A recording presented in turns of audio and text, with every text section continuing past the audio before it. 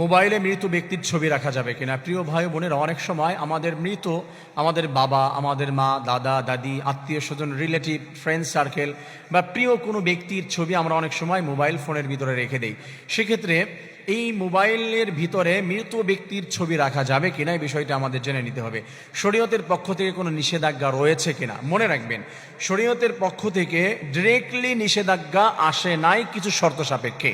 যদি এই শর্তগুলি থাকে, হ্যাঁ, আমরা যদি আমাদের খুব কাছের কোনো ব্যক্তির ছবি রাখি বাবার স্মৃতিগুলো ধরে রাখার জন্য, কারণ বাবাকে দেখলে মনে পড়ে হচ্ছে তাকে ভালোবাসা তার প্রতি থেকে যাবে, এ ধরনের টেন্ডেন্সি থেকে অনেক সময় আমরা ছবি রাখি। যদি কারণগুলি থাকে, তাকে দেখে খুব বেশি কান্নাকাটি করে, যেটা শরীয়তে নিষেধ করা হয়েছে, মৃত ব্যক্তির জন্য খুব কান্নাকাটি করো না। আবার কাউকে দেখে কোনো মেয়ের ছবি রেখে দিয়েছি, তাকে দেখে হচ্ছে আমার অশ্লীল চিন্তা ভাবনা মনের ভিতরে চলে আসতে পারে, খারাপ কিছু, বা কোনো মেয়ে কোনো ছেলের ছবি রেখে দিয়েছে, তার বয়ফ্রেন্ড ছিল তার ছবি রেখে দিয়েছে, এটা সম্পূর্ণ নিষেধ। তবে সাধারণভাবে আবেগের কেউ, ভালোবাসার কেউ তার ছবি রেখে দেওয়াতে যদি তাকে একটু মনে পড়ে, তার প্রতি ভালোবাসা হয়, দয়া আসে, এই দৃষ্টিভঙ্গি থেকে যদি হয়, সেক্ষেত্রে রাখা যেতে পারে। তবে এই নিষেধাজ্ঞাগুলো এইগুলো যদি দেখা যায়, তাহলে হচ্ছে তার ছবি মোবাইলের ভিতরে রাখা যাবে না, ইভেন কোথাও রাখা যাবে না। কান্নাকাটি করে বা তাকে দেখে ভয় পায়।